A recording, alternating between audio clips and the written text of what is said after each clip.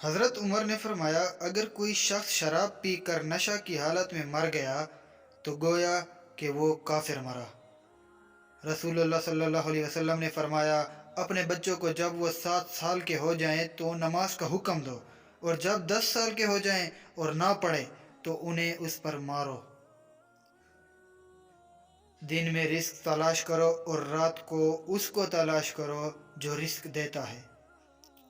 بے شک مشکل وقت بتا کر نہیں آتا، بکر سکھا کر سمجھا کر بہت کچھ جاتا ہے۔ اگر یہ جاننا چاہتے ہو کہ تمہیں اللہ سے محبت کتنی ہے تو بس یہ دیکھ لو کہ تمہیں گناہوں سے نفرت کتنی ہے۔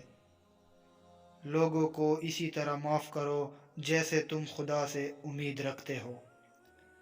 نبی کریم صلی اللہ علیہ وسلم نے ارشاد فرمایا، جس نے اللہ کے لیے دوستی کی اور اللہ کے لیے دشمنی کی اور اللہ کے لیے دیا اور اللہ کے لیے روک رکھا، اس نے اپنے ایمان کو مکمل کیا۔ اللہ خود پر کوئی احسان نہیں رکھتا۔ اگر آپ نے اس کے لیے کوئی چیز چھوڑی ہے تو وہ آپ کو اس سے بہتر چیز سے نواز دے گا۔ قیامت کے روز اللہ تعالیٰ 3 آدمیوں سے بہت سخت پیش آئے گا۔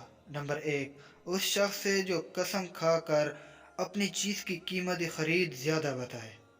نمبر 2، دوسرا وہ جو اپنے بھائی کا مال غصب کرنے کے لیے جھوٹی قسم کھائے۔ نمبر 3، تیسرے اس شخص سے جس کے پاس فالتو پانی ہو اور وہ دوسروں کو نہ دے۔